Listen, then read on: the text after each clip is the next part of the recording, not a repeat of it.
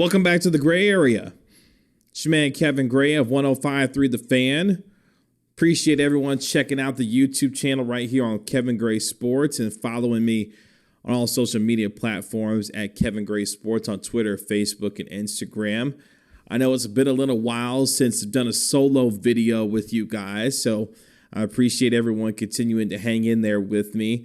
Been really busy time as of late. As you know, you can catch me on 105 through The Fan on weekends and filling in for our regular hosts from time to time. So I appreciate everyone continuing to support the channel here. You can also find me now on Patreon, patreon.com/Kevin Gray Sports.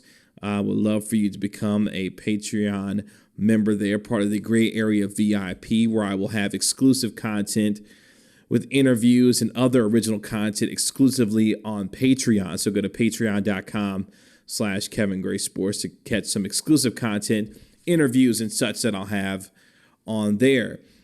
But it's been a really busy time, obviously, in the world of sports with the NBA playoffs, the NHL playoffs nearing its conclusion with the Stanley Cup playoffs nearing its end. The Dallas Stars playing really well. And it's one of those things where it feels like we're getting a little bit more back to normal when it comes to sports, although being it in a new normal, dealing with what we've been dealing with in the pandemic. Hopefully you all have been continuing to stay safe around with your friends and your loved ones as you continue to try and take in some sports that we've seen start to return over the last several weeks, including the National Football League, and specifically for folks especially whom I talk to on a daily basis and cover, the Dallas Cowboys. The Dallas Cowboys are entering into their 60th season of football as a franchise and one of the most anticipated seasons in its franchise history. Gone are the days of Jason Garrett. The Clapper himself is now in New York with the football Giants as an offensive coordinator. In is former Super Bowl champion Mike McCarthy, who, of course, coached almost a decade and a half in Green Bay and won a Super Bowl in Jerry's building back in 2010. And, of course, you have some of the usual suspects still around in Dak Prescott and Amari Cooper and Michael Gallup and Zach Martin and others on the offensive side of the football. And, you know, you got guys like Leighton Vander Esch and Jalen Smith and others on the defensive side of the football. DeMarcus Lawrence, of course, still a staple on the defensive line. But there are a lot of changes on this football team, too. Namely, when you start thinking about what has happened on the offensive side of the football with the addition of one CeeDee Lamb out of Oklahoma. He gets to wear the number 88 as he begins his football journey with the Dallas Cowboys. And it's fitting that the Cowboys have a new 88 and a new era of football entry into its 60th season in a year where Drew Pearson finally will become a Hall of Famer in 2021. The original number 88 that has seen the likes of Des Bryant and, of course, the Hall of Famer, the playmaker Michael Irvin don the number 88. And it's a dawning of a new era with a new 88 and CeeDee Lamb, who we think has comprised now the best trio of wide receivers in the National Football League when you start thinking about the $20 million man. It won Amari Cooper and the emerging star that is Michael Gallup. And, of course, America's team is the most visible in all of not just football, but really in all of pro sports with its czar, owner, GM, and president, Jerry Jones, and his son Steven by his side, being the chief operating officer of this football team, running the day-to-day affairs for this Cowboys organization that has seen itself go through a number of changes this offseason, seen some players depart in terms of guys like Travis Frederick due to retirement, Byron Jones, who was money whipped by the Miami Dolphins, Robert Quinn, who was money whipped by the Chicago Bears, Randall Cobb, who was money whipped by the Houston Texans. Yeah, it's been quite a bit of change for this team, not to mention what will be probably a Pro Football Hall of Famer, Jason Witten, moving on to the Las Vegas Raiders of all teams. But even with those departures, there have been some interesting additions, even if those additions have already been cut from the football team. Unfortunately, Gerald McCoy and HaHa Clinton Dix, who are high-profile signings for this football team, have been cut by the Dallas Cowboys. But at the same time, there's a lot of optimism going forward for the team, especially when you look at the quarterback position. Yes, I know the Cowboys didn't get a deal done with Dak Prescott, and they are watching the QB market continue to skyrocket after Deshaun Watson got his 4-year, $160 million contract. And you saw Patrick Mahomes become the first $500 million man in NFL history. So the QB market continues to explode while Dak Prescott sits there on the franchise tag this season, making a cool $31.4 million, and probably, maybe, will get tagged at the end of this year to the tune of nearly $38 million if the Cowboys aren't able to get a deal done with the franchise quarterback, whom the Cowboys have said that this is their guy. He has got the it factor. There's nothing more that we want than to have Dak Prescott as our quarterback in our long-term future. Yet and still, they've watched the entire QB market pass the Cowboys by while Dak Prescott still sits there with no long-term deal.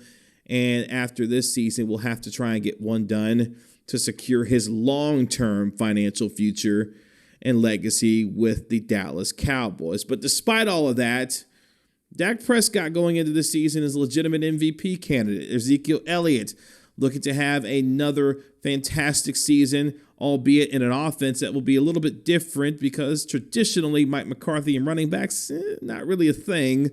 But at the same time, it's hard for it to not be a thing when you've got a two-time rushing champion in one Ezekiel Elliott in your backfield, not to mention Tony Pollard, who we think will be deployed even more alongside Ezekiel Elliott in terms of the passing game.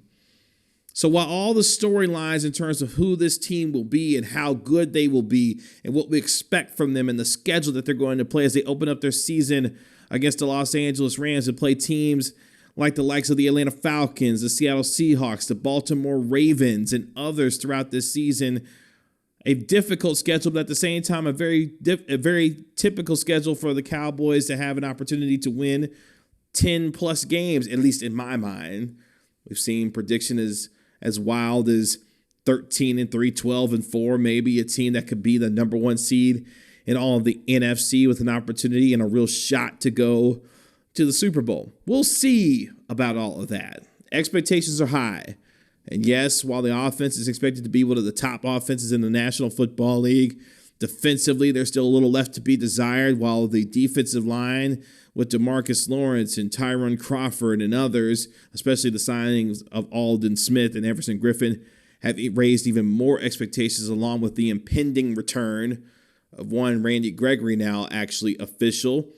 And, of course, Leighton Vander Esch and Jalen Smith. If Jalen Smith could, make a few more tackles and not miss the 140 tackles that it seemed like he missed last year, and Leighton Vander Esch coming back healthy from a neck injury, the second level of your defense seems to be fairly set. The questions are definitely on the back end, though. Yes, Earl Thomas is still looming and not a part of this Dallas Cowboys franchise as of yet. It sounds like the Cowboys are going to go with a little bit of a youth movement in the back half of that secondary when you start thinking about folks like Reggie Robinson, Darian Thompson, and others, and Trayvon Diggs potentially being a starting cornerback for this Cowboy football team. That's going to be a major question if this back half of the secondary can find themselves being really good in coverage and stopping people, because we know this team's going to score a lot of points. Let's just hope that the defense doesn't give up even more than what this offense is being asked to score week to week. So all the football things seem to be coming into place for the most part for the Cowboys. One of the major storylines that's been going throughout this offseason, not just with the Dallas Cowboys, but for the overall NFL, has been how they will handle not just what the pandemic has brought them and the COVID-19 protocols and testing, and how they will handle that from day to day to week to game basis, but also how they will handle what has been, unfortunately, a continued spotlight on social inequality, police brutality, and racial injustice in this country, with the murders of George Floyd and Breonna Taylor and Ahmaud Arbery, and countless other individuals who continue to be shot and killed at the hands of police. The NFL and its players seemingly turning a corner with respect to how they will handle this. And it is because of the empowerment of players to take back what they believe is theirs in terms of the narrative of how they will handle this going forward.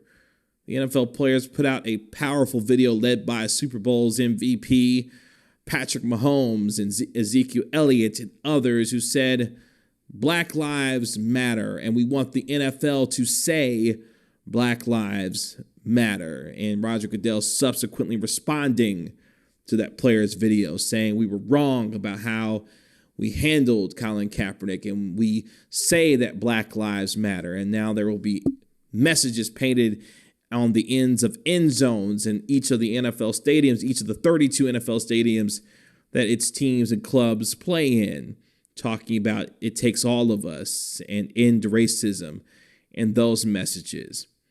So the NFL has put itself now in a position where they are going full-fledged on how they will handle these issues, kind of. More than anything, Jerry Jones, who has been very staunch in how he has handled these issues with his toe the line comments and the debacle that happened in Arizona where his players took a knee before the national anthem and the backlash that came from that from both angles and individuals who felt like the other side did not have the outcome it was desired that each one wanted to have with respect to this issue. And now, fast forward several years later, with the continued unfortunate spotlight and happenings in our country with respect to these issues, Jerry Jones has seemed like he has changed his tune slightly. Jerry Jones asks for grace for these players who may potentially protest during the national anthem. Ezekiel Elliott recently saying that some Cowboys players plan to take a knee during the national anthem. Dak Prescott calling for the individual right to have freedom of expression.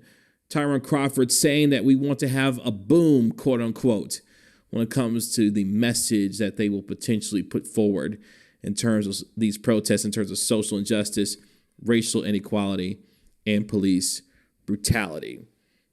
This, though, I believe is a very interesting time for the Cowboys and a crossroads for one Jerry Jones, because while he understands the imagery that the Cowboys represent, not just in the NFL, but across sports, and the most visible franchise in all of sports, and the spotlight that it shines upon itself because of the notoriety that it has, Jerry Jones has a very keen understanding that folks look to him and his team as an example of how things should be handled by the rest of the NFL, or as a temperature or a litmus test and how folks will react to the team that is most visible in all sports and how they handle these issues. And Jerry Jones has made it very clear that this is a very concerning issue for him, that folks will turn off the National Football League if his team in particular demonstrates during the national anthem. Well, Jerry, guess what?